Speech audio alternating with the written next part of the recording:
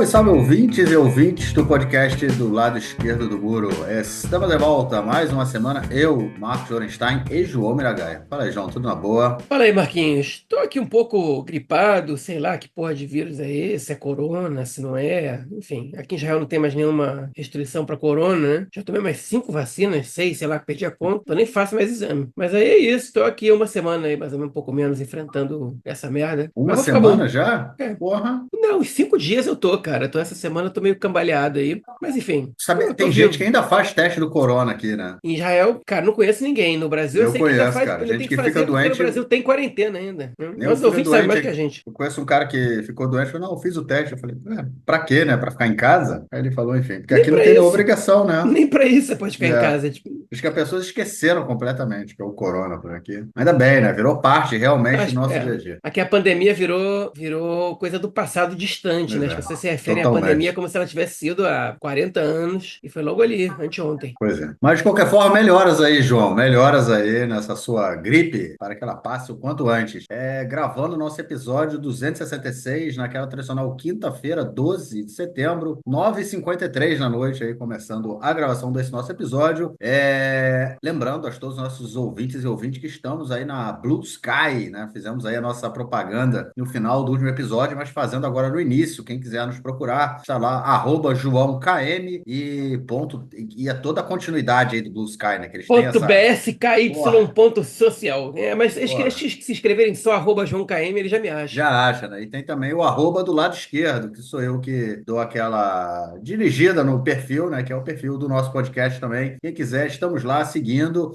E para quem não ouviu, João esteve presente no último podcast do Xadrez Verbal, aquele excelente podcast. Foi, inclusive, eu quando comecei a primeira vez a fazer esse podcast aqui do lado esquerdo do muro, isso foi ainda em 2016. Foi, obviamente, por influência do Xadrez Verbal, foi o primeiro podcast. O Xadrez Verbal foi o primeiro podcast. Não, foi o segundo. O segundo podcast que eu comecei a ouvir, eu ouvi um da CBN, que era o Futebol à Noite. Eu morava já aqui fora, então eu consegui ouvir somente no dia seguinte. E o Xadrez Verbal foi o segundo podcast que eu comecei a ouvir, então teve muita influência aí na minha decisão de começar a fazer podcast. E semana passada o João esteve lá com eles, com o Felipe, com o Matias, e quem não ouviu, ouve lá a participação do João nesse grande podcast, o Xadrez Verbal. É isso, vamos então passar para o nosso primeiro bloco para tratarmos de questões da guerra esta semana.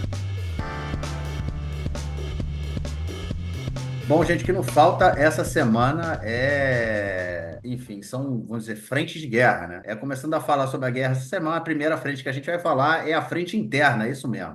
A frente interna, a gente está em Gaza, a gente está na mesmice, né, daquela chamada lama de Gaza, que é aquele período em que o exército não tem muito mais o que fazer ali no enclave palestino. Inclusive, já foi dito por vários oficiais das Forças Armadas que não há mais, assim, avanços táticos, né, que o exército pode fazer. Tudo que poderia ser destruído já foi destruído, né, no que diz respeito aí à força militar do Hamas, fábricas de foguetes, fábrica de armamento, bunker, enfim, local de lançamento de foguete.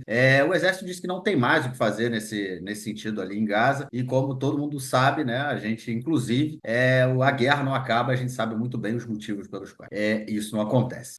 Só que depois desse assassinato aí dos 6 reféns na quase 2 semanas, né, esses reféns poderiam ter voltado a Israel caso esse cessar-fogo fosse assinado. A população realmente tomou as ruas, resolveu acordar e começou a se manifestar. Isso já vem aí há quase 2 semanas, né? O ápice foi no sábado passado, naquelas tradicionais manifestações ali em Tel Aviv. A gente teve só em Tel Aviv quase meio milhão de pessoas, né? E pelo país inteiro, 750 mil. Em Tel Aviv, essa semana, a gente só teve uma manifestação, geralmente são duas, né? Uma por eleições imediatas e outra pelo cessar-fogo e pela libertação dos reféns. Dessa vez foi uma só, que foi organizada pelo Fórum da Família dos Reféns, que, enfim, tem um racha no fórum, tem toda uma questão política envolvida aí por trás, mas eu não vou entrar nisso. E essa semana também, ainda relacionada aí com esses 6 reféns que foram assassinados, o Exército liberou um vídeo, né, do túnel, onde pelo menos algum desses reféns estavam. São chamados aí túneis operacionais, né, são assim bem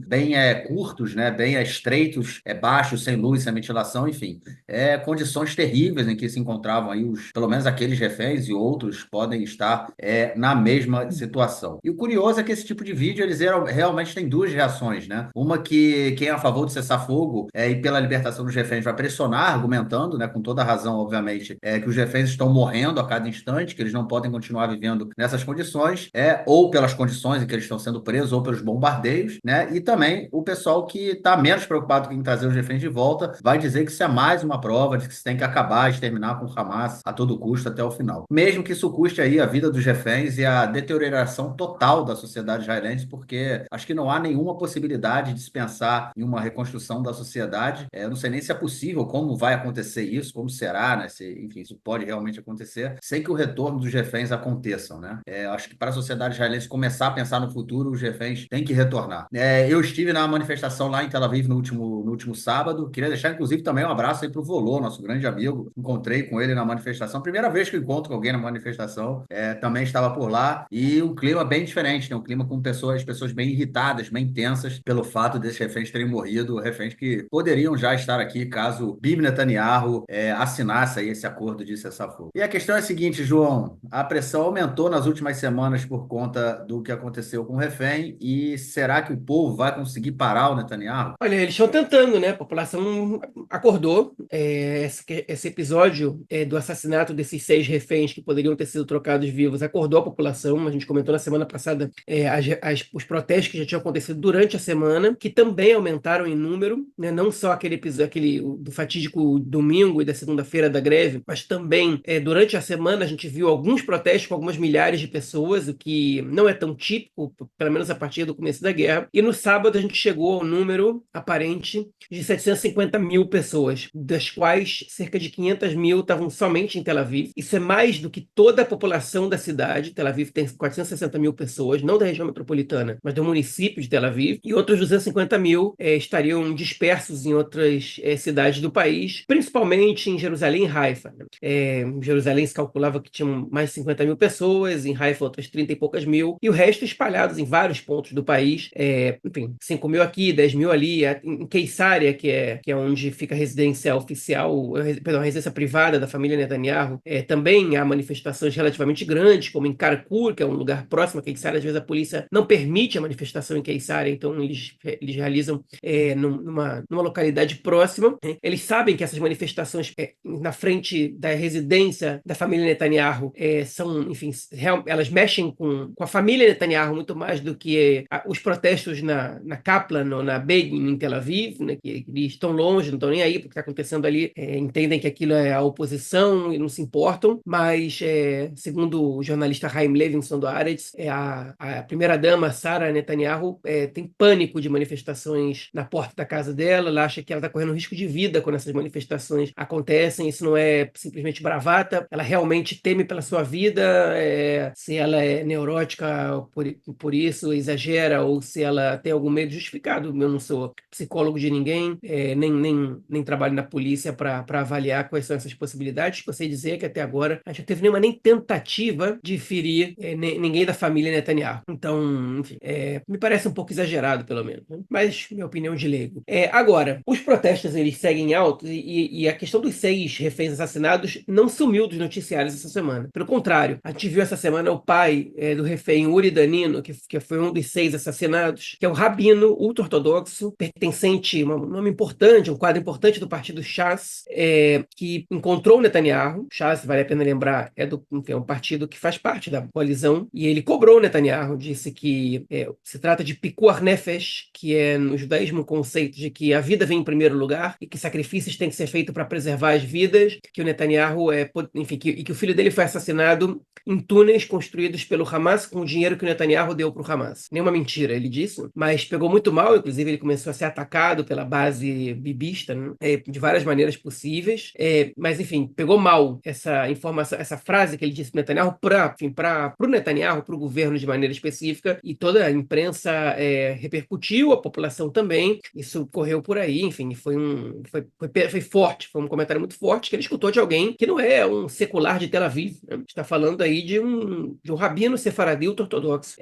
Então, isso também foi relevante. E aí o exército veio com informações sobre o túnel, inclusive divulgaram um vídeo, o túnel onde os reféns foram encontrados, e com informações sobre o estado no qual eles se encontravam. Então agora, alerta de gatilho aí, quem não quiser escutar informações fortes mas pula aí uns 30 segundos. O túnel ficava 20 metros abaixo da terra. Encontraram garrafas e garrafas com urina, que aparentemente eles eram obrigados a urinar ali, enfim, com sangue, enfim, que alguns perdiam e eles eram acumulados para não deixarem rastros, roupa muito suja, cheiro horrível, eram túneis que eles não podiam às vezes ficar em pé, e eles ficaram 2, 3 semanas ali, e a informação que correu é que no dia que eles foram assassinados, eles sabiam disso e tentaram resistir, e foram assassinados mesmo assim. Cada informação dessas que chega é mais um golpe nas famílias e é mais pressão sobre o governo. Nada que faz o governo mudar de posição, até porque o Netanyahu conseguiu encontrar o discurso ideal para sua base, que é dizer, olha, eu entendo tudo isso, eu compartilho do sofrimento, eu quero trazer os reféns de volta, mas eu não posso colocar a segurança de Israel em jogo por causa disso. Isso, para a base do Netanyahu, é música para os ouvidos,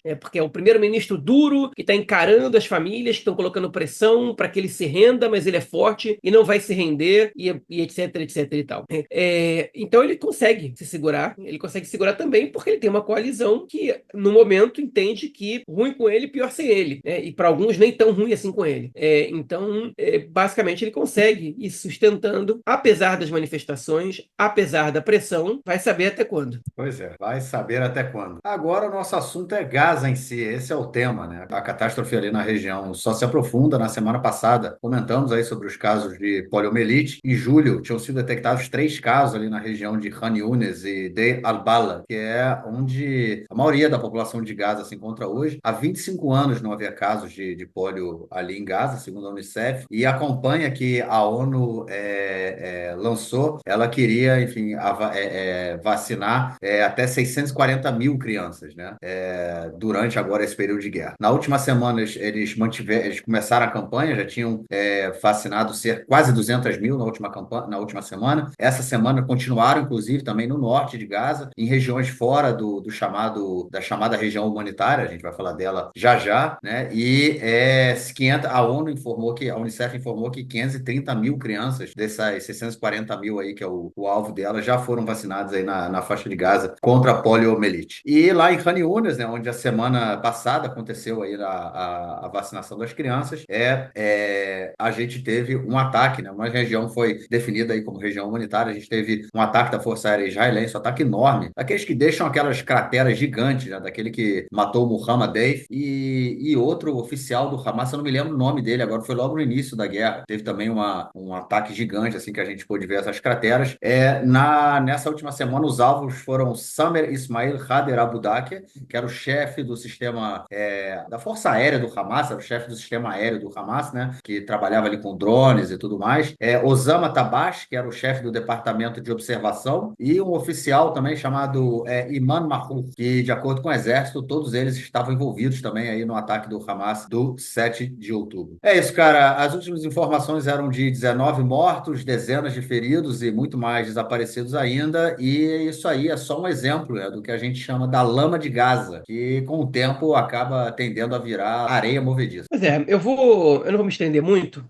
Primeiramente, a gente escutou a informação, se não me engano, foi na terça-feira, de que pelo menos 40 pessoas tinham sido mortas nesse ataque. A informação veio do Hamas, obviamente, pode dizer que veio do Hamas, a informação veio da faixa de Gaza e foi divulgada pela imprensa internacional. E passa algumas horas, o exército diz qual foi o objetivo, diz que dali estavam disparando foguetes e que ali tinha um membro de alto escalão do Hamas que tinha usado essa construção numa região isolada por questões humanitárias como base militar, o que, segundo a lei de guerra, se justificaria o ataque ali, porque transformariam aquela região, pelo menos aquela construção, em um alvo, segundo a lei de guerra, um alvo legítimo, e foi feito um ataque ali com bombas pesadas. Só que o exército disse, olha, a gente tentou reduzir ao máximo as mortes de civis, pela informação que a gente tem, não tem crianças naquela região, e os números que o Hamas divulgou estão exagerados. E aí, enfim, quando a informação, óbvio que existe uma guerra de informação, a gente já falou sobre isso aqui muitas vezes, né, ou de desinformação. E aí, a gente sempre espera. E passam algumas horas e o anúncio do Ministério da Saúde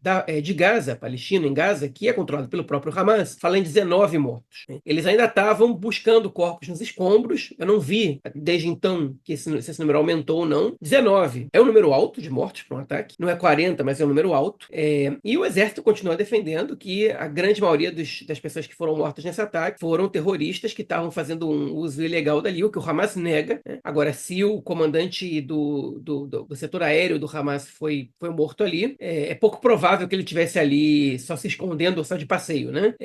Enfim, eu falo isso sem justificar um ataque. Outra vez, vou repetir isso aqui para que não fique dúvidas, né? Se morrer um civil, para mim, já é um ataque mal sucedido. Eu acho que não justifica. Que esse civil, você pode falar, bom, são danos colaterais, é a única maneira de lutar contra terrorista, etc, etc e tal. A gente fala isso friamente, enquanto esse civil não é meu filho, é minha filha, né? Quando for, aí o papo muda. Então, eu não normalizo essa situação, né? Acho que é justificável. Enfim, e a gente fica... Eu não vou entrar em questões jurídicas, nem questões de estratégia de guerra, porque eu não sou advogado e, por muita sorte, eu também não tenho que tomar decisões militares para ninguém, porque eu não me identifico nada com essa área. Então, eu posso ficar aqui na minha posição de fazer avaliações éticas dessa situação.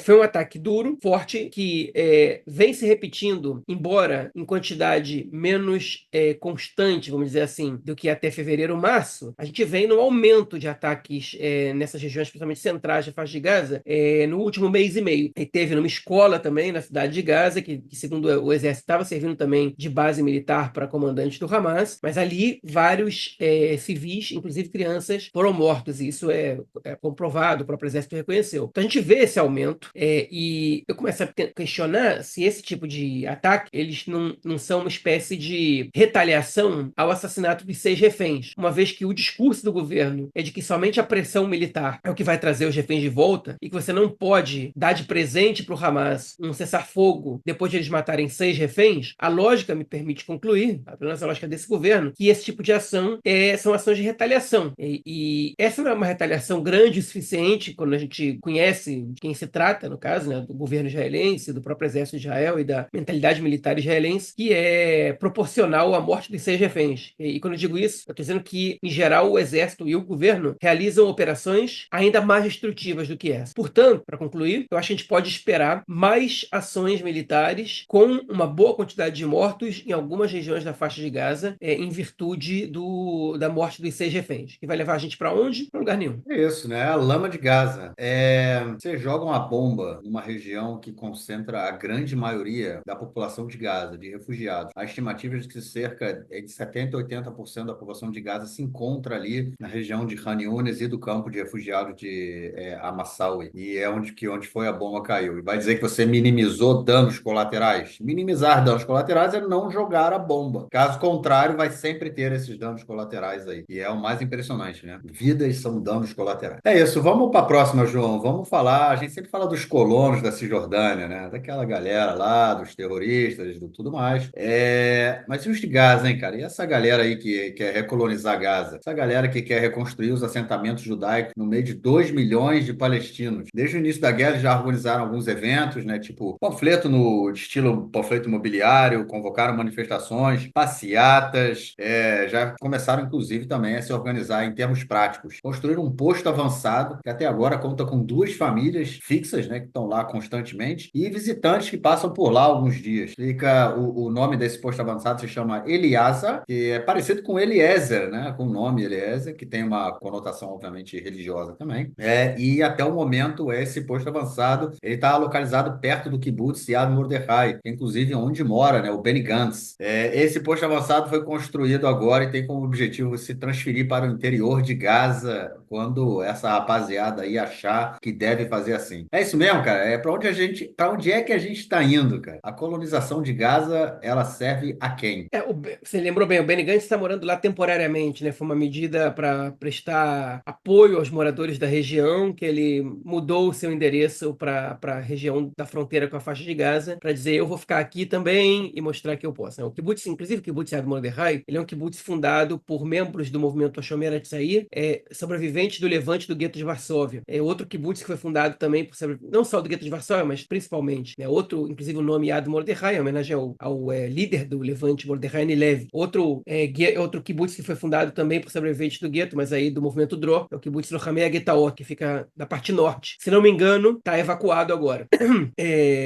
Fica bem ali na parte norte, ele tem um museu, inclusive, dentro do kibbutz, fica ao norte de Nahariya, da cidade, da última cidade ali ao norte, ou mais ou menos na mesma área. Se não está evacuado, um pouco ao sul pode ser. Se não está evacuado, eles estão sofrendo. Essa semana a gente teve muitos foguetes foguetes disparados contra a região norte, contra a Galiléia Ocidental. Parte das explosões eu pude escutar muito bem aqui da minha casa.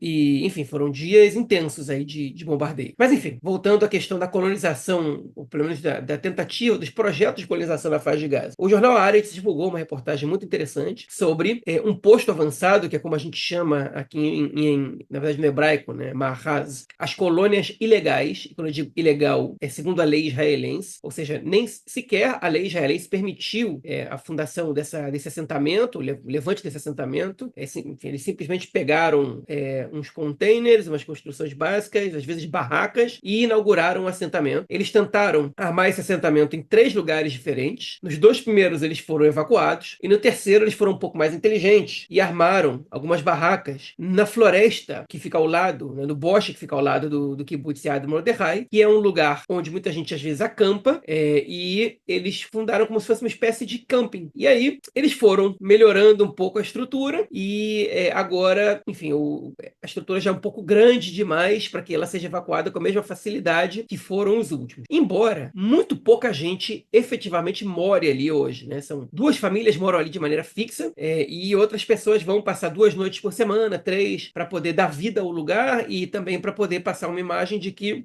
a evacuação dali vai ser difícil. E, diferentemente do que a polícia fez nas 2 primeiras vezes, a polícia, os fiscais, né, enfim, fizeram das 2 primeiras vezes, eles agora estão aparentemente fazendo vista grossa, dizendo: eu não ficaria aqui é perigoso, vocês não podem ficar aqui. Já advertiram eles que eles não podem ficar ali. O próximo passo depois da advertência normalmente é a evacuação, mas está demorando um pouquinho. E eles são muito claros quanto aos objetivos. A gente está aqui, primeiro eles expulsaram a gente de um lugar, a gente foi lá e fez outro, aí expulsaram a gente do outro, a gente ficou aqui. E agora, se deixarem a gente aqui, amanhã a gente vai pedir para fazer uma reza na fronteira com Gaza. E talvez neguem a primeira vez e a segunda vez deixem. Depois a gente vai pedir para ficar 1 hora dentro de Gaza. Depois a gente vai pedir para rezar dentro de Gaza. Depois a gente vai pedir para dormir uma noite lá e até que deixe a gente construir o nosso primeiro assentamento, que seja colado na fronteira, e a gente vai ficando. E agora, você escuta o argumento dessas pessoas e é absolutamente contraditório muitas vezes, né? Porque eles começam com o argumento do ponto de vista da segurança, que é um argumento enfim, ele soa razoável para os ouvidos de parte da população israelense, que é o seguinte: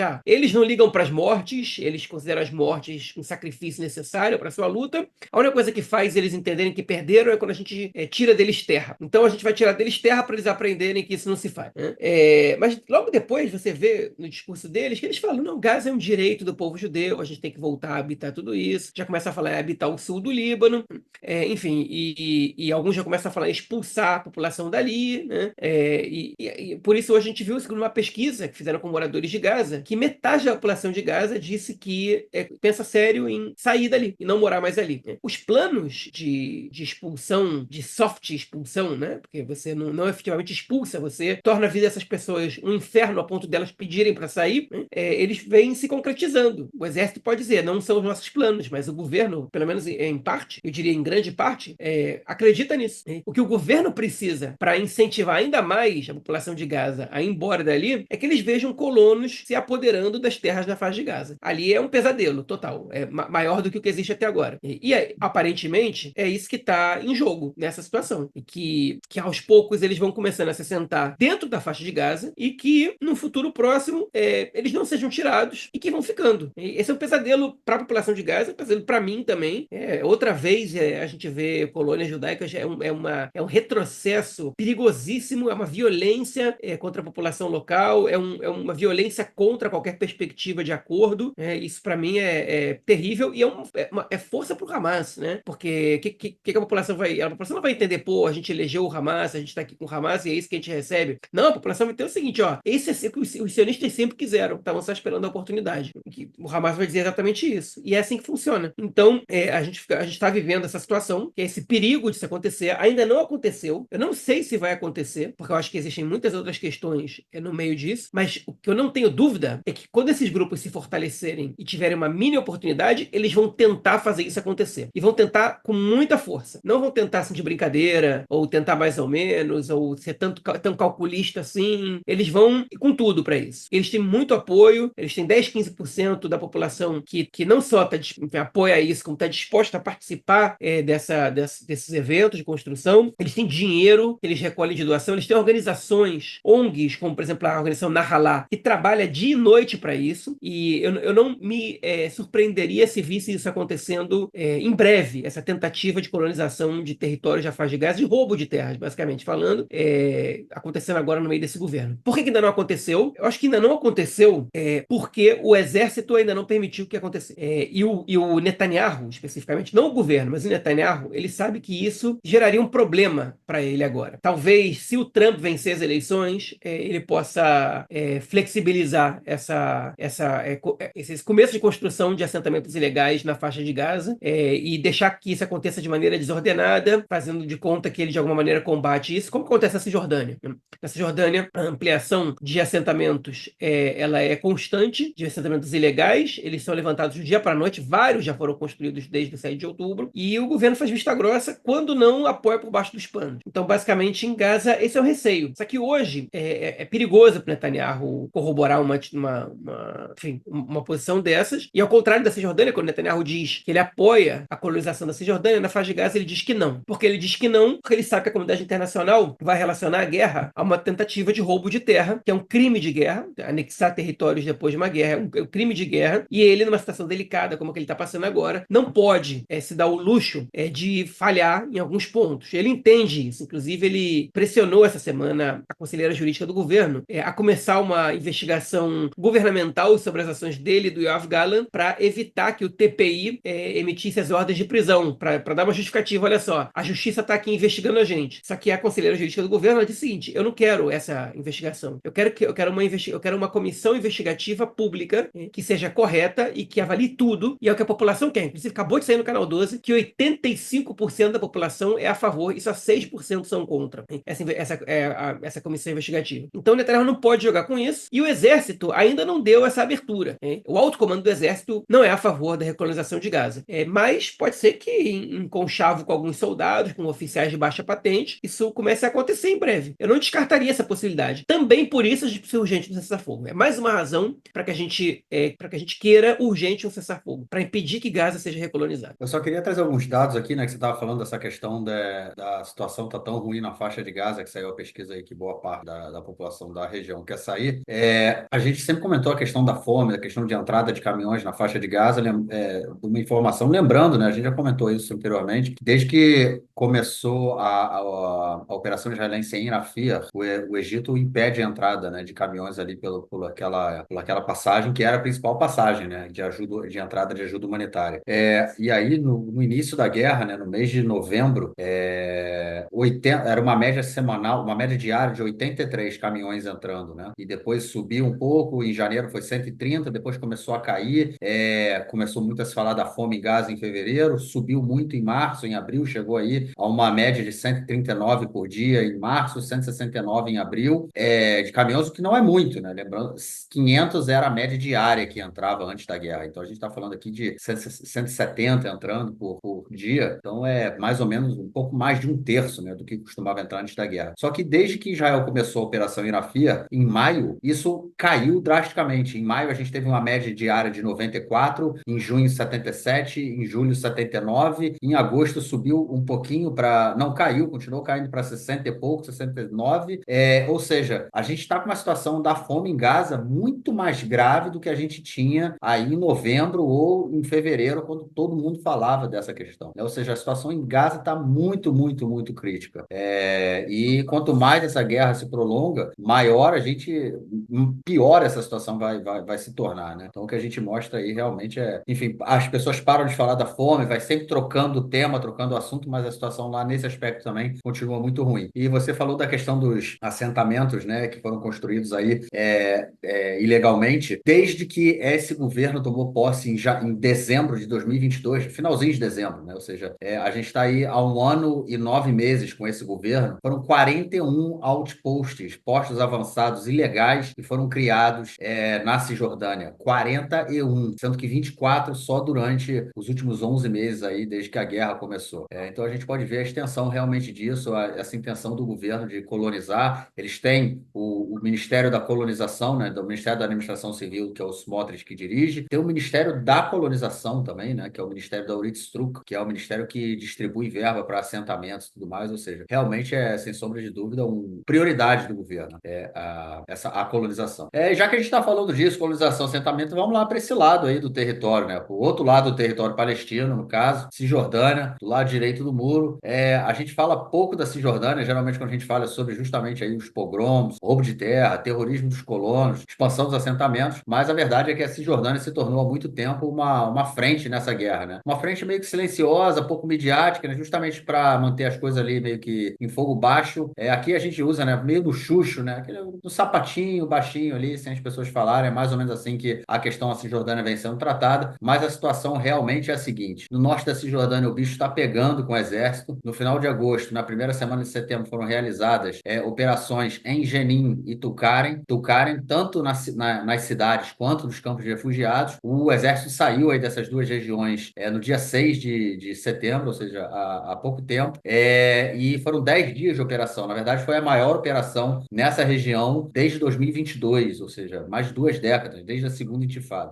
De acordo com a OCHA, né, que é a agência da ONU para questões humanitárias, 36 palestinos foram mortos aí nessas operações, incluindo 8 crianças. Ontem, no dia 11, teve um ataque aéreo na cidade de Tubas, também no norte da Cisjordânia, deixou 5 palestinos mortos. E entre os dias 3 e 11 de setembro, ou seja, na última semana, 10 palestinos foram mortos na Cisjordânia pelo exército. Nessa mesma semana aí, nessa última semana, foram pelo menos 43 ataques terroristas contra palestinos, né, feitos por judeus e colonos judeus, né, e 17 famílias, ao menos foram mais de 80 pessoas, né, foram expulsas ou tiveram que fugir de suas casas por conta aí desse terrorismo. Desde o início da guerra, são 674 palestinos mortos na Cisjordânia, número altíssimo.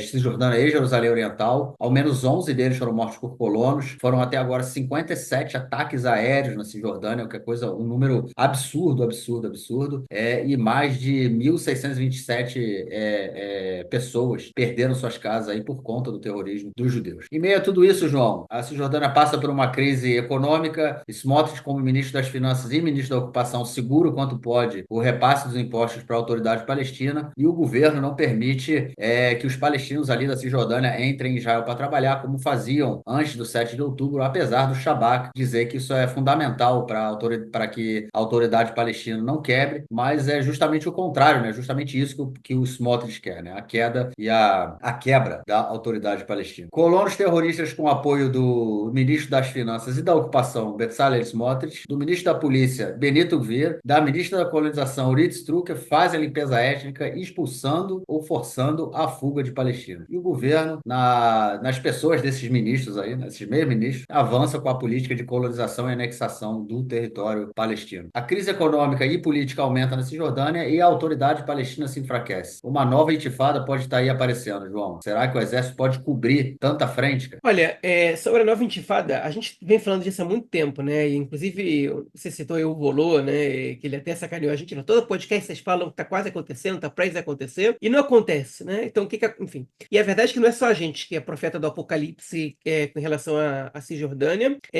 Tá muita gente já tá alertando o governo de que a gente tá em vias de chegar ao caos, e seria uma situação que, segundo essa semana, vários órgãos de imprensa disseram isso, porque provavelmente não, porque membros das Forças Armadas deixaram vazar essa informação, que a gente está falando em centenas de mortos israelenses em confrontos que podem vir a surgir. O número de armas que circulam na Cisjordânia é muito alto, e não só do lado israelense. Não existe controle absoluto sobre isso.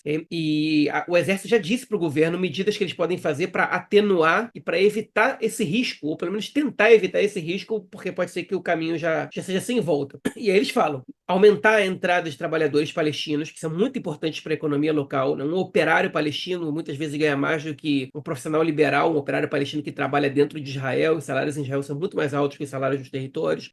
Antes da guerra, cerca de 130 mil palestinos trabalhavam ou do lado esquerdo do muro, ou seja, do lado de cada linha verde, né, fora da Cisjordânia, ou em assentamentos judaicos na Cisjordânia. E agora a gente está falando de 30 mil. Esse número tinha sido reduzido para 10 mil, foi aumentado para 30 mil, ainda muito longe de ser suficiente. De Gaza eram mais de 40 mil, agora é zero. O repasse das verbas recolhidas dos impostos para a autoridade palestina, que o Smotrich está travando, e, enfim, a autoridade palestina está trabalhando há meses, distribuindo, enfim, repassando, na verdade, pagando os salários pela metade para os funcionários, e isso também pode levar a autoridade palestina ao colapso, porque uma das maneiras que a autoridade palestina tem de controlar a situação também é pelos meios econômicos, pela quantidade de pessoas que eles empregam, pessoas que têm o que perder. Enfim, eles falam que eles têm que fortalecer a autoridade palestina, no sentido político. Isso podem tirar o cavalinho da chuva, o governo Netanyahu não vai fazer nunca. Pelo contrário, eles falam abertamente em destruir, em derrubar a autoridade palestina, o Smotrich, o Ben-Gvir e toda essa galera, e interromper de vez esse processo de mudança do status quo na esplanada das mesquitas ou no Monte do Templo, segundo os judeus religiosos, que cai como uma provocação tremenda para a população palestina. A esplanada das mesquitas é o principal símbolo do nacionalismo palestino, na verdade, uma das maneiras, inclusive, que o Hamas tinha para incitar os palestinos era acusar Israel de tentar se apoderar da esplanada das mesquitas, e isso funciona muito bem em 2021. Naquele momento não era exatamente o que estava acontecendo, agora é exatamente o que o Ben-Gvir está tentando fazer. Então, por mais que Netanyahu diga, não mudou nada, eu tenho que dar autorização, na prática a gente está vendo o que está acontecendo. Inclusive, o chefe da polícia, né, o responsável da polícia, enfim, de Jerusalém, que não impediu várias vezes que judeus fossem rezar nas esplanada das mesquitas, ele agora foi promovido pelo Ben-Gvir e ele vai ser o comandante da polícia para a região da Cisjordânia. E só tá abaixo de duas pessoas, né, que é o comandante ele só deve, na verdade, explicações, ele só, enfim, ao comandante da região central e ao comandante geral da polícia. Então, o governo precisa atuar e ele não vai atuar. Então, a gente está vivendo essa situação. Se não aconteceu ainda nada, ou nada, muita coisa já aconteceu, né? Mas se ainda não explodiu a Cisjordânia, se a situação ainda de alguma maneira razoável ali, com não tantas mortes e com a maioria da população ainda em casa ou trabalhando, tentando levar uma vida mais próxima possível da normalidade, é porque a autoridade palestina está segurando a situação. Mas o governo, sabotando a autoridade palestina e todos os esforços que eles fazem, contribui para o caos. E é exatamente o que parte desse governo quer. E não tem parte responsável nesse governo. Esse é o problema. Inclusive, essa semana também teve uma jovem, né, americana e turca que estava na Cisjordânia, foi à Cisjordânia prestar solidariedade aos palestinos. Ela morreu em um protesto, foi na última sexta-feira. Ela morreu em um protesto no vilarejo de Beitá, perto da cidade de Nablus, também na Cisjordânia. Enfim, e agora tem uma pressão muito grande no Exército. Obviamente, o Exército disse que não foi intencional e tudo mais, mas já há, inclusive, também essas investigações são feitas pelos jornais dizendo que ela estava muito longe do soldado, ou seja, foi um sniper e tudo mais, querendo mostrar talvez uma certa intenção ali em matar a jovem, mas pega muito mal porque, obviamente, é uma cidadã americana, né? Caso não fosse, a pressão ia ser menor. Mas é isso, João. Vamos então para a nossa próxima frente. É isso. A gente já falou de Gaza, já falou da frente interna, né? Da crise que está acontecendo aqui dentro. A gente falou de Gaza, a gente falou da Cisjordânia. Você deu uma pincelada no Líbano e agora a gente vai para mais uma frente. Agora é a Jordânia, é isso mesmo. Essa semana a gente teve um ataque terrorista que saiu da Jordânia. O que isso quer dizer? Um motorista jordaniano que fazia algumas vezes a travessia com seu caminhão levando enfim, produtos, né, para os territórios ocupados pela Cisjordânia. Quando ele passou ali na ponte Alling ou a ponte Hussein, né, Rei Hussein, depende do lado da fronteira que você está, ele saiu no caminhão, ele matou 3 guardas israelenses que estavam ali, depois ele acabou sendo morto também pelos outros soldados, enfim, policiais que estavam ali na região da fronteira. Isso foi na segunda-feira. O motorista se chama Maher Al-Jazi. O governo jordaniano disse que ele atuou sozinho, mas o interessante é que esse sobrenome dele, né, Al-Jazi, é de uma das principais famílias da região do sul da Jordânia e faz parte da tribo Huwaitat, que é uma tribo que representa aí 25% da população jordaniana. E aí, João, será que essa mudança no status quo na esplanada das mesquitas, né, já que o governo tem permitido e incentivado a entrada de judeus para realizar ali orações no local, são um fator nesse ataque ou é somente a questão israelense-palestina? Eu acho que é uma mescla, né? Porque a relação israelense-palestina envolve a esplanada das mesquitas e envolve, enfim, aí a população árabe ela se identifica de maneira geral com as duas questões, tanto com a soberania muçulmana com relação à esplanada das mesquitas, né? E a população árabe muçulmana, eu digo no caso, quanto com a causa palestina. E aí enfim, não é necessariamente árabe a defesa da causa palestina, Palestina. Mas, enfim, o que eu quero comentar sobre esse caso, que foi um caso muito grave e inédito até agora nesse confronto, é a relação de Israel com os países com os quais tem acordos de paz e que, enfim, e que não parecem estar muito estáveis ultimamente, né? Israel está vivendo uma crise diplomática com o Egito muito grande, principalmente por conta do que a gente já comentou do corredor Filadélfia, né, que é a fronteira entre o Egito e a faixa de Gaza, e também agora está vivendo uma crise com a Jordânia. A população da Jordânia foi das que mais se manifestou em solidariedade à população de Gaza, dentro de todo o mundo árabe. Os protestos na Jordânia foram fortíssimos. A rainha da Jordânia, que tem origem palestina, fez comentários muito ácidos e muito, enfim, críticos a Israel, enfim, críticos de forma bem assintosa, né? Antes inclusive da ação da África do Sul, ela já falava em genocídio. Então, era uma situação que é bastante delicada, digamos assim. A Jordânia tem uma população de origem palestina muito grande, mas não é uma população que demonstra constantemente enfim, uma posição tão anti-Israel, por exemplo, como a própria população do Egito. A população do Egito odeia Israel em sua maioria. Isso eu vi, né, com meus olhos, né, a maneira como os egípcios falam de Israel, a forma como os outros países árabes tratam o Egito, como um país que foi humilhado por Israel várias vezes, né? Nos jogos das eliminatórias da Copa de 2010, teve uma partida decisiva entre o Egito e a Argélia. E a população da Argélia, que não é muito amigável com Israel, cantou no estádio, né? A gente vai foder vocês como os sionistas fizeram em 67 para o time do Egito. Então, o Egito, assim, os egípcios eles têm esse trauma, esse histórico enfim, de derrotas militares para Israel, de humilhações. E na Jordânia, ainda que Israel tenha travado 2 guerras com a Jordânia, não é essa a imagem geralmente, mas a situação se deteriorou muito e muito em função desse confronto agora na faixa de Gaza. Israel tem acordo de paz com a Jordânia desde 94, foi assinado ali no contexto dos acordos de Oslo pelo Rabin. A Jordânia, no momento que o Oslo I foi assinado, o rei da Jordânia disse: pronto, a gente renuncia de vez à nossa aspiração de anexar os territórios palestinos e reconhece o Estado de Israel, e agora as negociações vão ser entre a autoridade palestina e o Estado de Israel. A gente pula fora dessa situação. A Jordânia que representava os palestinos em muitas situações anteriores aos acordos de paz, né? Por exemplo, na Conferência de Madrid, em 91,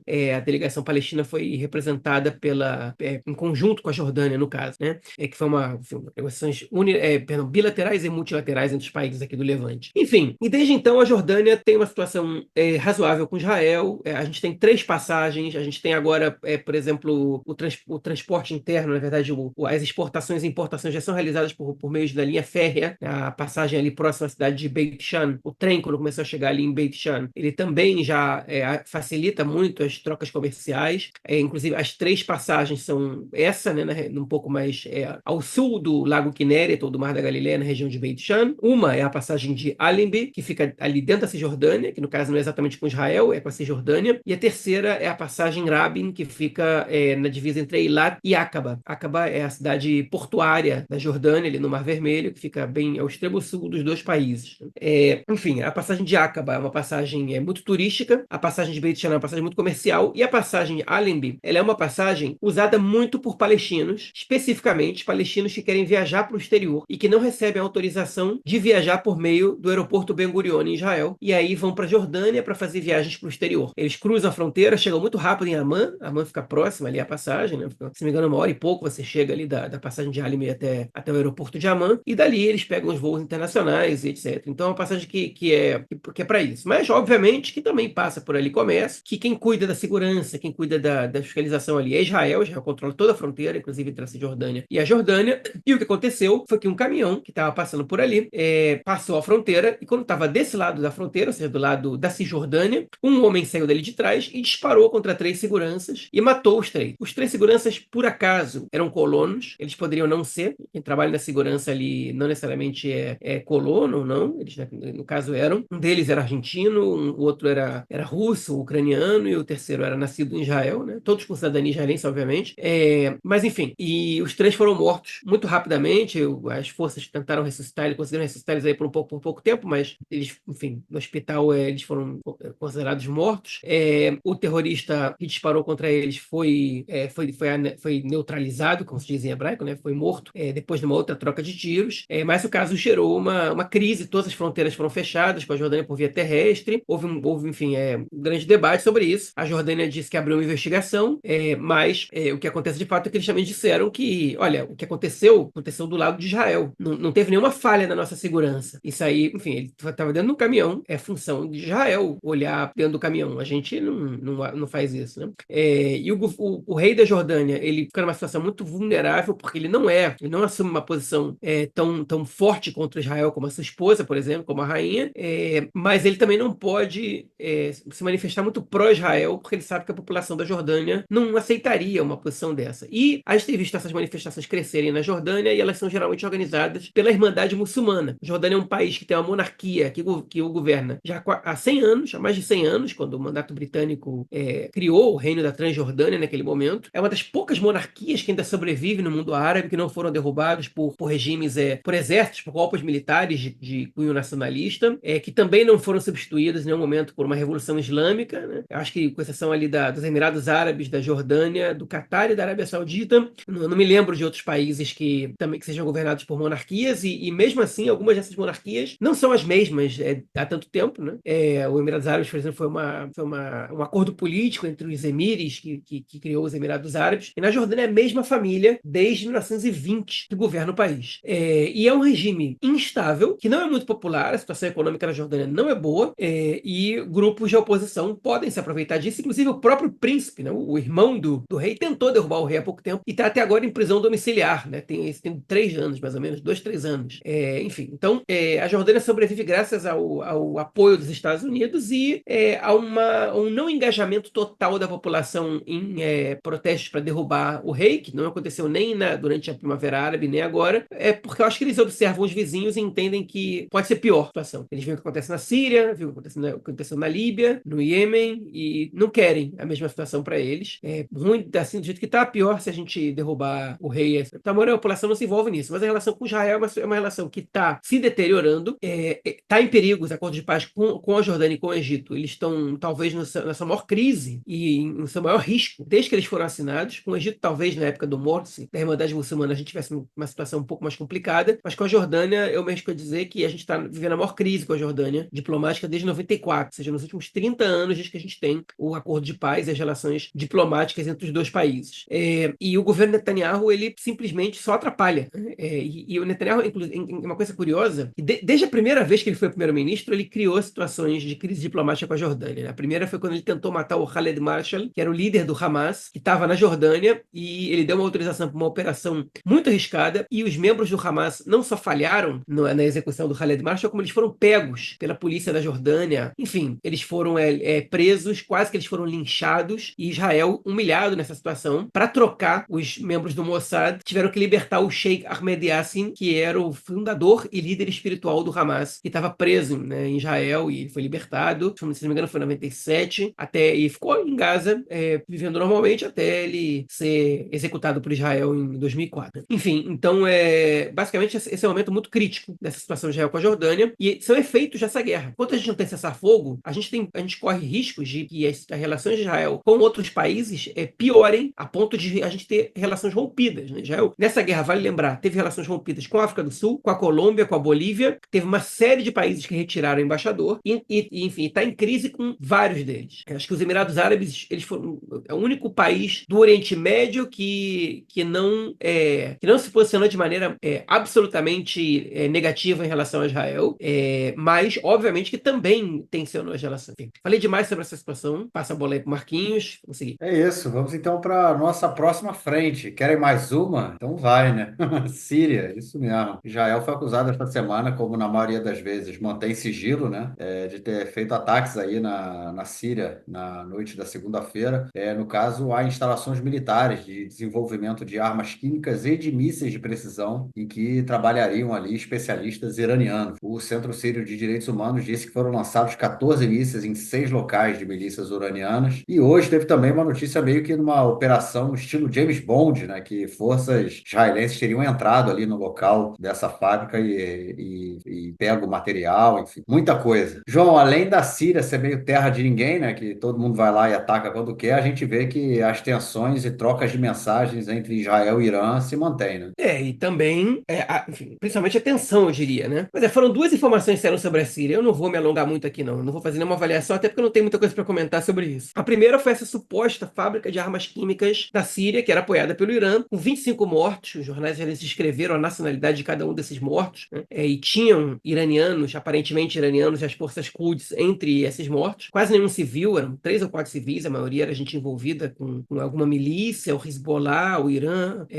enfim. E a outra foi uma ação que Israel teria cometido hoje mesmo, na quinta-feira, quando a gente está gravando, que invadiu uma base síria, roubou documentos e desapareceram. Membros, obviamente, do Mossad aí nessa situação, né? Essa é uma acusação. Israel, obviamente, nunca confirma esse tipo de ação. Agora, o ataque à Síria, que deixou 25 mortos, foi o maior ataque que Israel fez na Síria desde o 7 de outubro. Não é pouca coisa. Se foi realmente uma fábrica barra depósito de armas químicas, enfim, a inteligência israelense está provavelmente tendo informações, recebendo informações de que isso poderia ser usado contra Israel. É difícil que Israel ataque a Síria por qualquer coisa. A Síria é o lugar, enfim, é o meio do caminho entre o Irã e o Síria e o Iraque, no caso, né? Mas o Iraque é um pouco mais complicado para ataques israelenses. A Síria fica sendo praticamente a última parada para a saída de armamentos do Irã e chegada no Líbano, para que sejam entregues ao Hezbollah. Então, a Síria muitas vezes é alvo desses ataques israelenses antes que o armamento chegue nas mãos do Hezbollah. E dessa vez, aparentemente, né, se essa informação se confirma, porque eu volto a dizer, ela não foi trazida pelo exército israelense, ela foi trazida pela imprensa, inclusive pela imprensa internacional,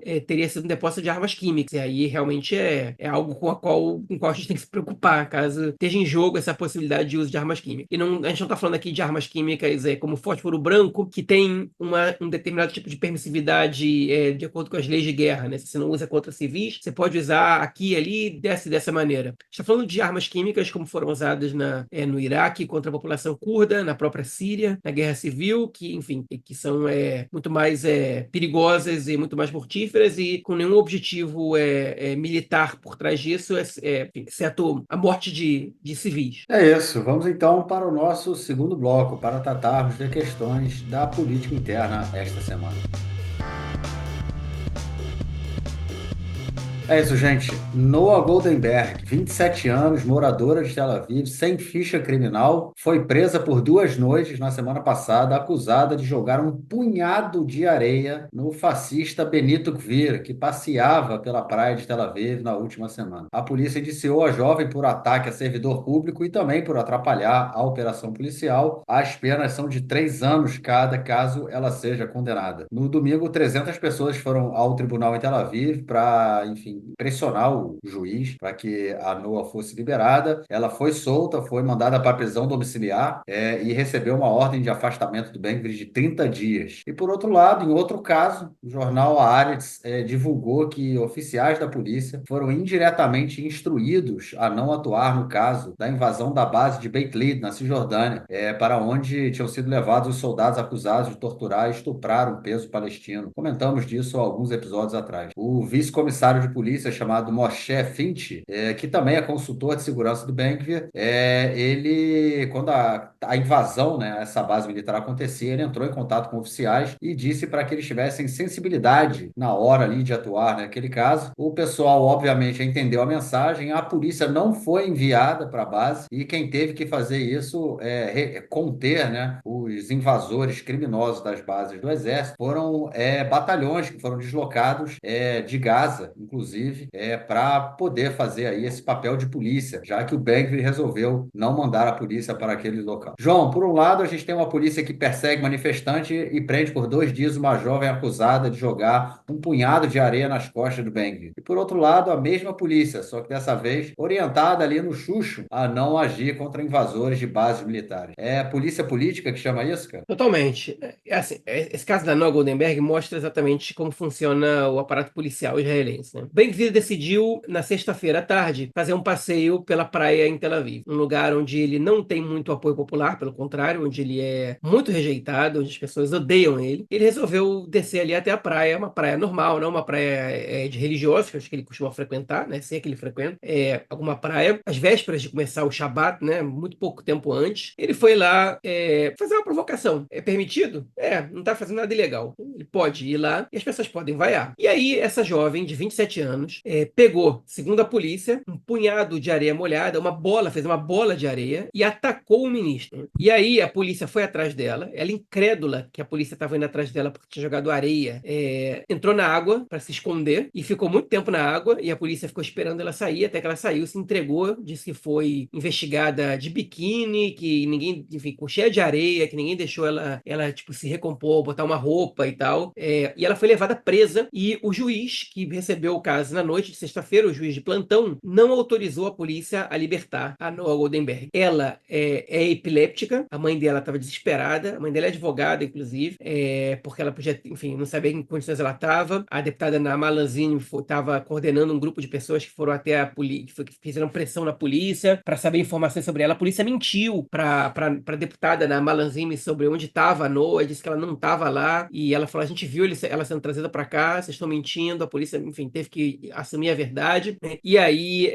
ela só foi libertada no sábado à noite, quando acaba o fim de semana, que o juiz que assumiu deu a libertação e falou que não tinha nenhuma justificativa para ela estar presa, e a polícia, em velocidade recorde, apresentou uma acusação contra ela por agressão ao ministro Ben-Gvir, agressão perigosa. A polícia disse que não tem diferença entre você jogar uma pedra e uma bola de areia molhada. Eu fiquei estupefato com esse argumento esdrúxulo. É óbvio que tem diferença. E a polícia escreveu no relatório de acusação uma série de informações que não condizem com as imagens. E primeiro, não existe nenhuma imagem que mostre que foi ela que jogou o punhado de areia. Segundo, eles dizem que o punhado de areia acertou em cheio as costas e a cabeça do Ben-Gvir. E a gente vê vídeos daquele mesmo momento, inclusive que foram apresentados pela própria polícia, que mostra que o trabalho deles não é bem feito nem para manipular, que mostra enfim, a bola de areia se desfazendo no ar e chegando 3 bolinhas pequenininhas de areia do tamanho de uma unha da mão, caindo em algumas pessoas ali, nenhuma delas no Ben-Gvir. Nenhuma. Então, enfim, é uma forçação de barra da polícia e prender uma mulher porque ela jogou areia no Ben-Gvir, jogou areia, né? Ela poderia receber ter fichada ali, agora ser presa, ter que dormir na cadeia por causa disso, e depois ser acusada para pegar que pode pegar 3 anos de prisão, é perseguição política pura. Enquanto isso acontece, você citou agora esse caso, né, das pessoas que invadiram a base militar e a polícia não abriu enfim, não fez nenhuma acusação a nenhum desses que invadiram a base militar, para descumpriram várias leis nessa ação e foram super violentos. Isso ali não aconteceu nada. Hoje a gente teve um caso na cidade de Ramle, aparentemente resultado de ações de crime organizado, uma explosão de um carro que matou 4 pessoas, se não me engano, os 4 menores de idade, estavam esperando alguém no carro. O Ben-Gvir chega lá na área, no lugar onde isso aconteceu. O número de homicídios no país só cresce. A polícia absolutamente ineficiente, mas na hora de fazer uma acusação contra uma mulher que joga areia no ministro, que não machuca ninguém, é errado o que ela fez?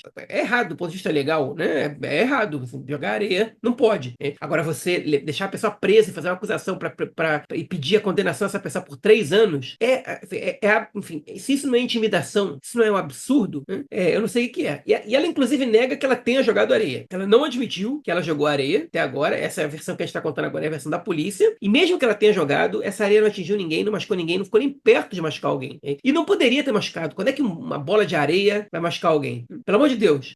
Enfim, e aí, essa é a situação da polícia que a gente enfrenta hoje. A polícia que prendeu vários manifestantes nas manifestações da semana passada, a polícia que bate nas famílias manifestantes, a polícia que evacuou à força, batendo à base da pancada, pessoas que estavam se manifestando no Parque Independência, no Ganat Maut, em Jerusalém, famílias de reféns, famílias de reféns assassinados estavam ali. Está falando ali de 10, 15 pessoas que não precisam pedir autorização para a polícia quando são menos de 50 pessoas, que estavam pacificamente só levantando cartazes, e a gente tem vídeos dos policiais empurrando essas pessoas à força, expulsando, mandando eles ir embora dali, quando eles estão em um lugar público, que você não tem problema nenhum, e que estão razoavelmente próximos ao parlamento. Mas nem assim, não estão dentro do parlamento, não estão no raio onde a polícia pode decidir que isso que é próximo demais de parlamento e coloca em xeque a segurança dos parlamentares. Nem isso, né? Essa é a polícia que a gente está vendo atuar. Então, eu tenho certeza que o secretário do Ben-Gvir vai ter uma justificativa para essa não ação para essa inação da polícia na hora de prender as pessoas que estavam tentando invadir a base militar, aqueles manifestantes. Eles vão dizer que base militar é função do exército, a polícia não tem que atuar ali. Só que as pessoas estavam do lado de fora da base militar, né? Então, esse argumento não cola. Vai colar para a base do Ben-Gvir, né? Mas não cola, não devia colar para a justiça. Agora, o que vai acontecer com isso, eu não sei. A única maneira pacífica de você reagir a esse descaso policial é que todos esses casos sejam filmados e que comece a ter uma onda de ações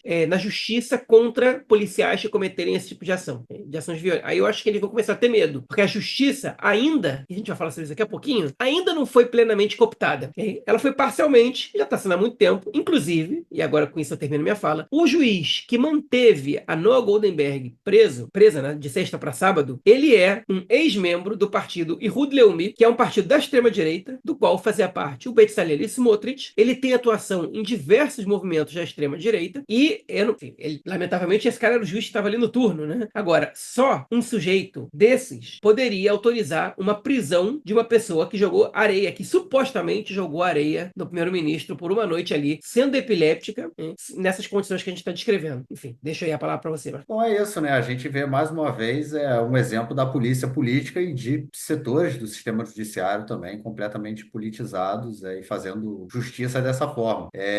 O Ben-Gvir conseguiu transformar realmente a polícia na sua milícia, né? Antes da guerra, durante o período do golpe do judiciário, ele queria criar a Guarda Nacional, que seria uma guarda que ficaria aos mandos e desmandos do ministro, né, da polícia, que no caso é ele. Só que ele não precisou fazer isso porque ele conseguiu transformar a polícia nessa milícia que ele queria transformar. A polícia hoje é a Guarda Nacional do Ben-Gvir, né? Faz tudo o que ele quer. Então é mais um exemplo disso tudo que a gente está vendo aí.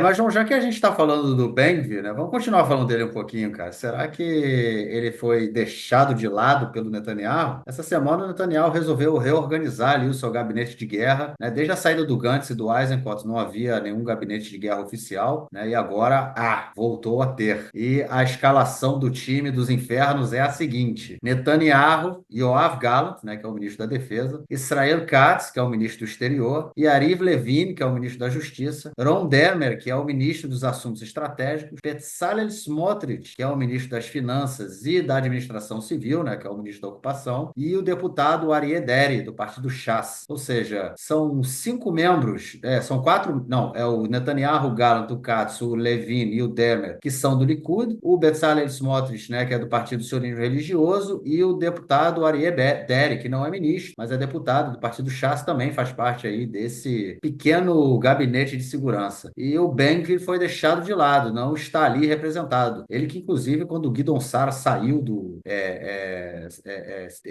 o Guidon Sar, no caso, ele entrou em negociação com o Netanyahu, né? O Netanyahu teria oferecido a ele a participação nesse gabinete de guerra. O Ben-Gvir disse que queria também entrar no gabinete de guerra e foi descartado pelo Netanyahu. Mas enfim, João, Ben-Gvir não foi escalado. Ele é o patinho feio ou o bobo da corte, cara? O Netanyahu está tentando devolver para ele toda a humilhação que ele está sofrendo, né? Agora, o Netanyahu também tem medo do Ben-Gvir ele vazar informações que rolam nessas reuniões.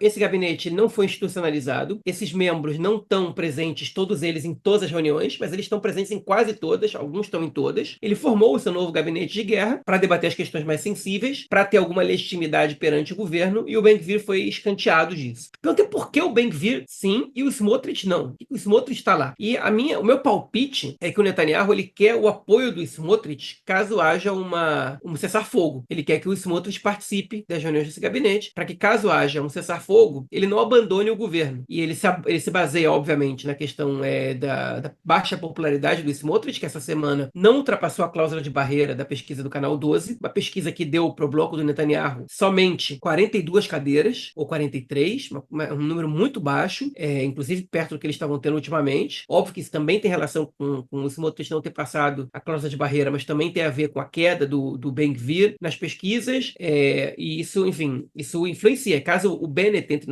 na jogada, diminui ainda mais a força da coalizão do Netanyahu. Então, ele sabe da situação delicada pela qual o Smotrich está passando, e acho que é uma possibilidade também de chantagear o Smotrich e também de permitir que o Smotrich seja influente em alguma questão, se sinta influente, e que ele possa cobrar do Smotrich depois alguma coisa. Até porque se o Smotrich ele sai do governo e tem eleições, depois se ele não se elege, não adiantou muito todo o esforço que ele fez, pode ir por água abaixo. Ele precisa se manter no poder o máximo possível. E já que eu tô falando disso, peço licença aí para a gente poder passar para um tema que também é relevante para essa questão, que é o fato do Smotrich ele ter, de repente, do nada, apresentado uma proposta de orçamento para ser levada ao parlamento que corresponde rigorosamente ao que os técnicos do Ministério das Finanças recomendavam. O que deixou todo mundo chocado. Como assim? O cara estava ontem xingando as pessoas e dizendo quem não concordasse com a política do Ministério que se demitisse, e hoje, de repente, ele está a favor de um orçamento razoável. Ele propunha cortes de 37 bilhões, diminuiu o déficit de 7% para 4% do orçamento, que, enfim, no meio de uma situação de guerra é razoável,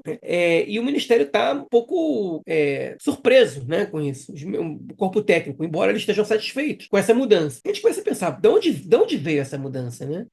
E o único problema do Smotrich é que ele não tinha, o único problema dessa proposta dele para o corpo técnico é que ele não tinha proposto fechar ministérios, né? Então ele tinha que dar o exemplo. Ele fala, não, ele está falando de dinheiro pequeno, que não é exatamente grandes valores quando você fecha um ministério. E as pessoas pode até não ser, mas você precisa dar o exemplo, né? Os políticos precisam dar o exemplo. E logo depois ele falou, beleza, eu vou propor o fechamento de 5 ministérios a serem decididos pelo governo, que essa é uma decisão que a coalizão tem que tomar, não eu, mas eu vou propor isso. E o que acontece? O orçamento ele tem que passar até março no parlamento. Se ele não passa até março, o governo automaticamente cai e tem que convocar novas eleições. Normalmente, o Ministério das Finanças ele leva o orçamento para ser votado entre novembro e dezembro, porque se tem algum problema, não leva, enfim, se tem algum problema no orçamento, eles vão debater. Às vezes eles desistem de levar a votação, até porque se leva a votação e perde é um problema, e eles vão fazendo ajustes até que ele seja votado em março, ou eles votam sem primeira leitura, enfim, leitura prévia e etc., para que depois eles possam fazer algumas mudanças. Então então o Smotrich finalmente disse para o corpo técnico, pode começar a trabalhar em função disso. E eles agora estão correndo contra o tempo, porque eles já tinham que ter começado isso antes. Tem gente que acha que isso é balela, porque qualquer perspectiva de apresentação de um orçamento desse é avassalador para qualquer ministro das Finanças, porque, enfim, não tem como você fazer um orçamento repleto de cortes. A gente comentou na edição passada alguns desses cortes que ele já tinha adiantado, e que vão deixar muita gente satisfeito, porque você vai ter que tirar de um monte de lugar para poder compensar os gastos, você vai ter que aumentar impostos, enfim, é um orçamento muito impopular que ninguém quer apresentar. Então, tem gente que acha que isso é blefe, que ele está jogando essa questão do orçamento para poder empurrar um pouco as questões com as agências de crédito internacional, que, enfim, que pensem, Israel, olha só, estão trabalhando, então vamos segurar aqui um pouco a cotação, vamos fazer previsões menos negativas, o Ministério das Finanças decidiu atuar de maneira razoável, mas que no fim das contas eles vão levar nada à votação porque eles não têm condição de fazer passar um orçamento desse. E os ultra-ortodoxos, eles criaram uma dificuldade a mais para o orçamento, que é dizer o seguinte: enquanto não tiver uma definição para a questão da lei do alistamento, a gente não vai votar a favor do orçamento. Antes eles estavam colocando como ameaça o dinheiro da educação ultra-ortodoxa. Agora eles incluíram a lei do alistamento, que é muito mais espinhoso. E o Netanyahu está começando a trabalhar isso com eles, prometeu que vai ter, e ele vai ficar empurrando isso com a barriga e vai tentar segurar isso até o máximo possível para adiante. O orçamento, né, ele não é tão preocupante assim para o governo não aprovar o orçamento. Como eu disse, ele deixa até dia tal de março. Se o orçamento não é votado até ali, você vai ter eleições quando? Em julho, agosto? Você tem quase um ano até daqui para lá. Quanta coisa não pode acontecer nesse um ano? Então isso não é o que está preocupando o governo agora. O que está preocupando o governo agora é o dia de amanhã. São as agências de crédito, são os grupos que estão tirando dinheiro de Israel, esse tipo de situação que está acontecendo. Por isso que eu sou inclinado a entender que eu acho que o Smotrich não está falando sério. Ele sabe que não tem orçamento nenhum para ser aprovado pelo governo, que o governo provavelmente vai cair antes disso. Então, ou mais ou menos nessa época, né? E um ano tá bom. Se vocês conseguirem segurar mais um ano de agora, para eles tá ótimo. Dá para fazer muito estrago, dá para recuperar popularidade, dá para atacar o Líbano, dá para fazer um monte de coisa, né? Basicamente, essa situação que a gente vive. Então, o Smotrich está no gabinete de guerra, está participando das decisões ali, mais ou menos deu uma endireitada, pelo menos no ponto de vista retórico, em relação ao que exigia o corpo técnico do Ministério das Finanças, e tá todo mundo feliz. Menos o Ben-Gvir. Ben-Gvir podia estar mais feliz. E quando ele se vê isolado dessa situação, o que ele faz? Ele faz discurso de oposição, que é o que ele melhor sabe fazer. Ele ataca o governo pela direita, critica as decisões tomadas pelo governo, porque ele não está lá naquele fórum, então ele não pode ser responsabilizado pelas decisões, e vai tentar se fortalecer em cima disso. Acho que o Netanyahu percebeu que ele está num momento de fraqueza, o Ben-Gvir no caso, com essa questão do corredor Filadélfia. O Netanyahu domina o discurso, não dá espaço para o Ben-Gvir nem para o Smotrich ameaçarem com cessar-fogo, porque o próprio Netanyahu já implode o cessar-fogo, e ele isola o Ben-Gvir, né? E isso a gente vê refletido nas pesquisas. O Ben-Gvir caiu para 9 cadeiras. Até pouco tempo atrás ele estava com 11. Enfim, então isso tudo é sinal dos esforços de Netanyahu. E para onde foram essas cadeiras de Ben-Gvir? Para o Netanyahu.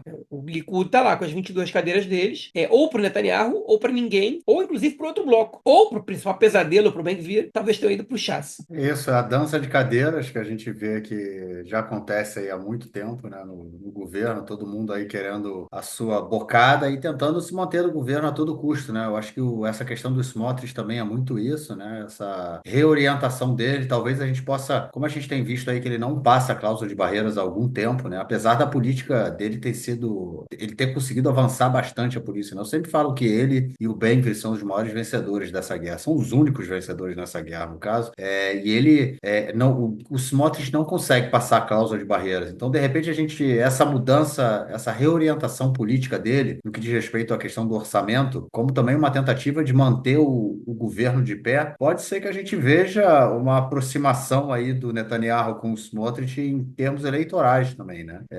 Uma tentativa de incluí-lo no outro partido, enfim, que não faça com que ele perca alguns votos, os votos que ele tenha, né? E para que ele continue ainda no jogo político. Mas, enfim, tem muita coisa para acontecer. Tem o Naftali Bennett, que diz que entra na política e não entra. Eu acho que a gente não tem nem eleições aí no horizonte, né? Então acaba ficando meio que esvaziado. Mas é isso, é a total disputa, né, entre o Bennett, o Ben-Gvir e o Netanyahu, o tempo todo disputando, o tempo todo eles buscando medidas mais radicais, né, indo mais à direita, um tentando ser mais à direita que o outro para disputar essa base aí que eles disputam. E quanto mais à direita a gente vai, esse governo vai, mais séria a coisa fica e o buraco só aumenta, né? Tanto no que diz respeito à ocupação, ao apartheid, ao que acontece em Gaza, e como eu venho batendo na tecla há muito tempo, a realidade que a gente tem na Cisjordânia hoje, ou que a gente tinha na Cisjordânia, na verdade, no dia 6 de outubro, antes do ataque do Hamas, é completamente diferente da realidade que a gente tem na Cisjordânia hoje. Como eu falei,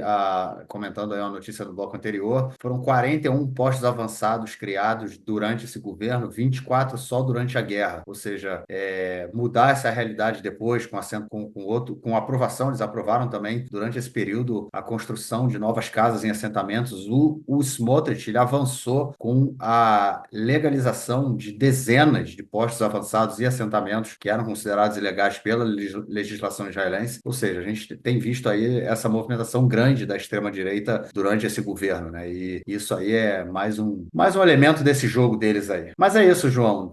Já que a gente está na extrema-direita e nesses golpes que eles dão, né, para a sua permanência no poder total, vamos continuar neles, né? 2 semanas, João, 2 semanas foi o tempo que a Suprema Corte deu para o ministro da Justiça, Yariv Levin, apresentar a lista com os candidatos à presidência ao Supremo. A escolha do presidente do Supremo, ela faz parte do pacote de mudanças, né, relativas ao golpe do sistema judiciário que o Yariv Levin tentou emplacar aí no ano passado. O presidente do Supremo, atualmente, ele é indicado pela comissão de nomeação, né, de juízes, sempre o juiz mais velho, né? O juiz mais velho do Supremo, ele é indicado para ser o presidente, e o que o Yariv Levin quer Não é que mais velho, o decano. decano, exatamente, é o que É, está há mais tempo. é. Ele é indicado para ser o presidente, e o que o Yariv Levin quer nesse momento é mudar, né? Fazer com que essa seja votado pela comissão de nomeação de juízes, mas para além disso, ele quer ter o controle da comissão de indicação de juízes. Só que ele não tem o controle da indicação de juízes, dessa comissão. Ele perdeu a maioria, ele não conseguiu construir a maioria, na verdade. Ele tentou mudar a forma da comissão, ele foi bloqueado pelo Supremo, e agora ele diz que, quando o Supremo colocou ele contra a parede, ele diz que ele não vai aceitar essa decisão, que essa é uma decisão ilegal, porque é uma retirada, né? Porque agora o Supremo pressionou para que ele indique, né, os nomes. Ele disse que essa pressão aí é ilegal, que o Supremo, na verdade, está retirando uma das funções do ministro, né? E isso aí é ilegal. E caso um presidente do Supremo seja eleito, ele será eleito de forma ilegal. E o Levin disse que não tem como trabalhar com alguém que teria sido eleito de forma ilegal.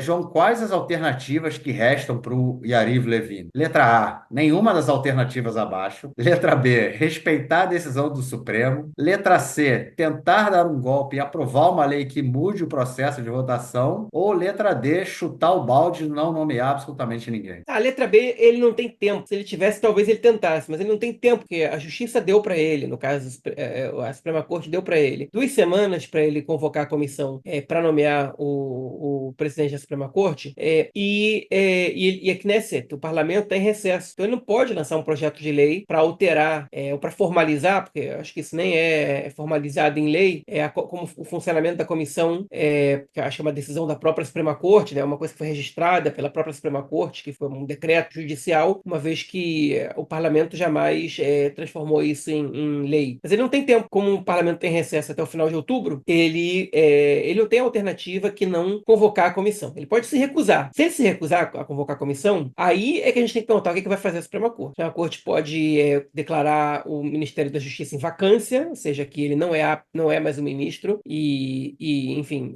iniciar o Netanyahu a nomear outro ministro, porque o Yariv Levin não é apto a essas funções. Eu acho que é muito provável isso acontecer caso ele não convoque a comissão. E o que algumas fontes próximas a ele dizem é que, apesar do discurso de incitação contra a Suprema Corte e das ameaças, o Levin vai convocar a comissão e vai tentar sabotar a comissão de dentro, mas vai ser difícil isso acontecer. O Levin ele tentou, de duas maneiras, ter maioria ali. Ele tentou, primeiro, que os representantes políticos da comissão, que são 4, eles fossem todos da coalizão, quando geralmente um deles é da oposição. E ele perdeu essa decisão ali internamente. Depois, ele e o governo tentaram vencer as eleições para a Ordem dos Advogados, que tem 2 representantes. O presidente da ordem e uma pessoa indicada por ele. E eles perderam essa votação. E aí a terceira tentativa dele foi em tentar impor que a votação do presidente da Suprema Corte ela seja uma votação que tem que ser decidida por 7 dos 9 membros da comissão. Essa regra vale só para novos integrantes da Suprema Corte, não para corroborar velhos integrantes. E ele foi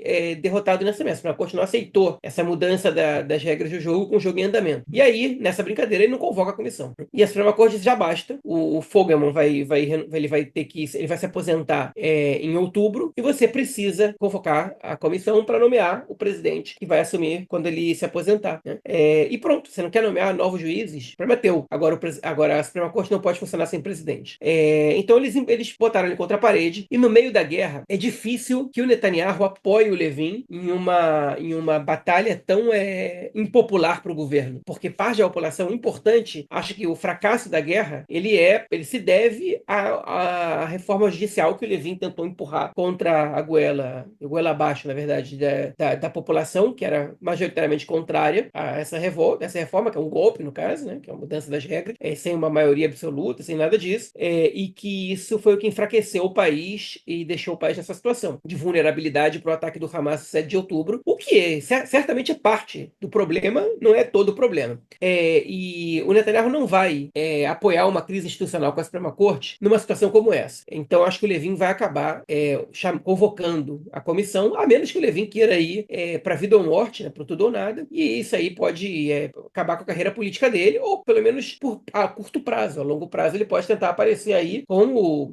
o injustiçado, o cara que tentou mudar o sistema, etc., e emergir como o novo líder da extrema-direita israelense. Eu acho que ele não tem carisma para isso, eu acho que ele não tem força política para isso. Talvez força política dentro do Likud ele até tenha, mas ele não tem carisma para convencer a população, nem parcialmente, de que ele é essa pessoa que vai fazer as mudanças acontecerem aqui, né? Esse anti-establishment, que é muito comum na nova extrema-direita global, esse discurso, de certa forma, ele funciona em Israel, de certa forma, mas você precisa de uma liderança carismática que incorpore isso. E o Yariv Levin não é essa pessoa. Independente do que esse golpista aí do Yariv Levin quiser fazer, o que nós temos é mais um ataque, né, do alto escalão do governo contra o sistema judiciário, no meio da guerra, no meio desse racha social, no meio desse caos todo, né? Então, enfim, né, cara, o buraco afunda, afunda e afunda sem fim, sem fim. É isso. Vamos então para o nosso próximo bloco para tratarmos de uma notícia interessante que saiu esta semana.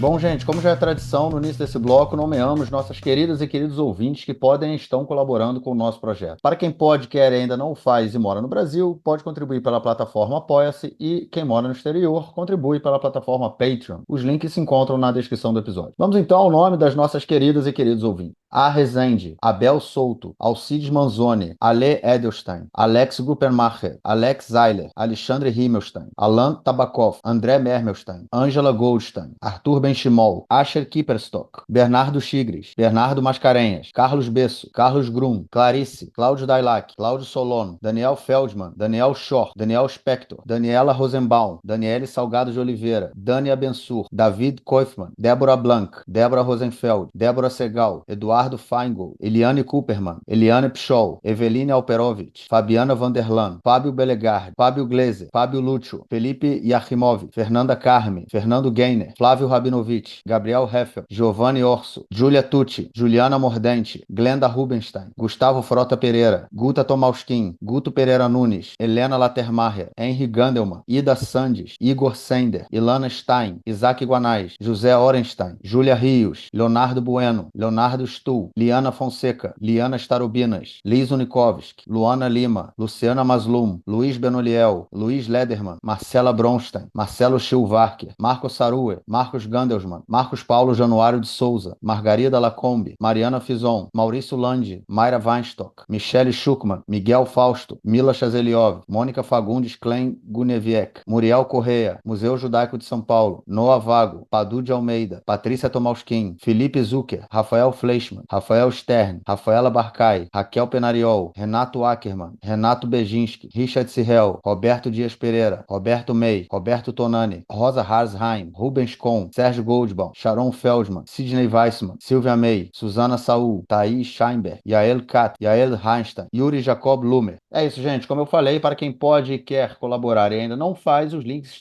para as nossas plataformas de financiamento coletivo estão na descrição do episódio. Tremeu na base, hein, João? Não você, nem a torcida do Vascão. Quem tremeu na base foi Benjamin Netanyahu. Deu aquela flatulada e entrou com um processo para impedir que o filme Bibi Files seja transmitido em Israel. O filme do diretor Alexis Blum foi exibido essa semana no Festival Internacional de Toronto. Foi produzido a partir do vazamento de horas de gravação do julgamento do Netanyahu em 3 casos de corrupção. Seu filhote, né, o Jair Netanyahu, ou Jeffrey Netanyahu, para quem entende a referência, também foi visto no filme, bem como a sua esposa Sarah, no papel de Sarah Netanyahu mesmo, porque ela é um personagem em si.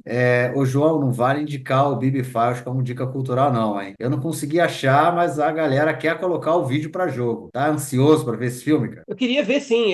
Ele foi compartilhado em canais do Telegram, mas depois ele foi retirado do ar. Então, enfim, aqui em Israel o filme está proibido. O Netanyahu entrou com uma ação pedindo para a conselheira jurídica do governo proibir a exibição do filme em Israel. E por agora ele está proibido. Mas por que ele está proibido? Não é simplesmente uma. É óbvio que a motivação do Netanyahu para proibir o filme é não piorar a sua imagem, não afetar a sua imagem. Mas é porque o filme conta com imagens da investigação sobre Netanyahu e dos próprios depoimentos que ele deu, ele, seu filho e sua esposa, enfim, dentro do que chama em hebraico Heder Hakirah, né, que é o local onde as pessoas são investigadas e onde dão os depoimentos que são secretos. Não era para ter se tornado público, e de alguma maneira eles chegaram nos produtores, nos diretores do filme, e eles divulgaram internacionalmente.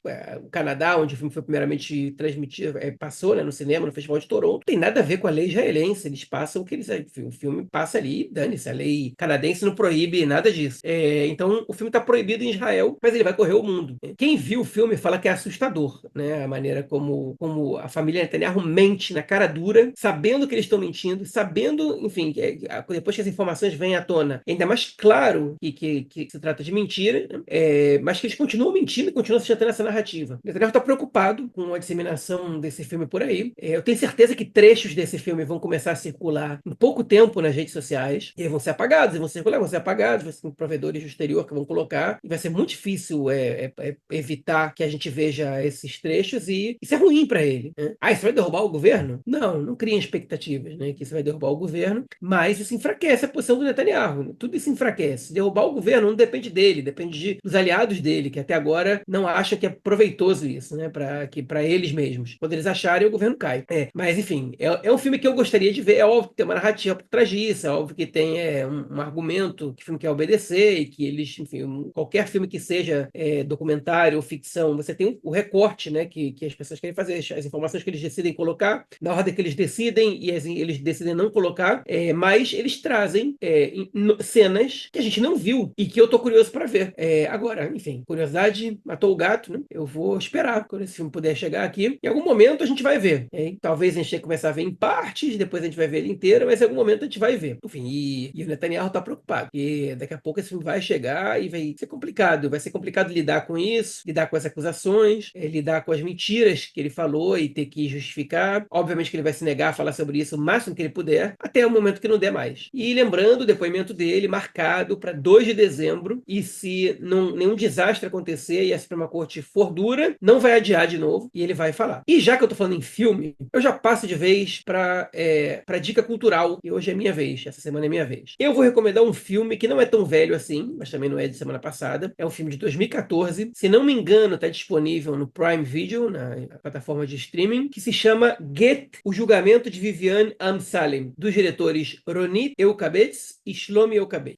São um casal. Esse filme conta a história da Viviane Amsalem, que é uma mulher que decide pedir o divórcio do seu marido, uma mulher religiosa, e Israel, no caso das leis familiares, Israel condiciona, entrega, na verdade, o controle das leis familiares às autoridades religiosas. Então, se você se casou pelo judaísmo, você está sob a jurisdição do rabinato. Você se casou pelo Islã, por uma autoridade islâmica, pelo cristianismo, pelas autoridades relacionadas às igrejas, etc. E no judaísmo, o divórcio, ele só acontece, get, né, o termo para divórcio, ele só acontece caso o marido concorde. Se o marido não concordar com o divórcio, não existe divórcio. E o filme, ele tem uma construção absolutamente kafkiana sobre esse processo do divórcio da Viviane Amsalem. É um filme muito interessante, muito legal, e eu recomendo muito. Ele tem legenda em português, porque ele chegou a passar no cinema no Brasil há 10 anos, mais ou menos, um pouco menos. É altamente recomendável. E eu não vou falar de guerra, né? Não é um filme que fala de guerra, é um filme que fala sobre questões da sociedade israelense, nuances específicas daqui, que tem a ver com o judaísmo, influência da religião no Estado, e que são parte da nossa vida aqui, além, obviamente, do conflito com os palestinos. A gente que escuta a gente porque você quer escutar sobre política e conflito com os palestinos. Não, existem outras coisas em Israel. A gente está louco para essa guerra acabar por 1 milhão de razões, entre elas para a gente poder falar sobre as outras bizarrices que acontecem aqui, que não necessariamente envolvem mortes todos os dias. É isso, Marquinhos. Deixei aqui minha mensagem e não tem mais nada a dizer. Tem mais nada a declarar, João? Mais Nada. nada. Porra. É isso então, cara. Eu também não tenho nada a declarar aí sobre o Bibi Files. Eu também estou esperando, cara. Vou catar. A gente tem que ver esse filme aí.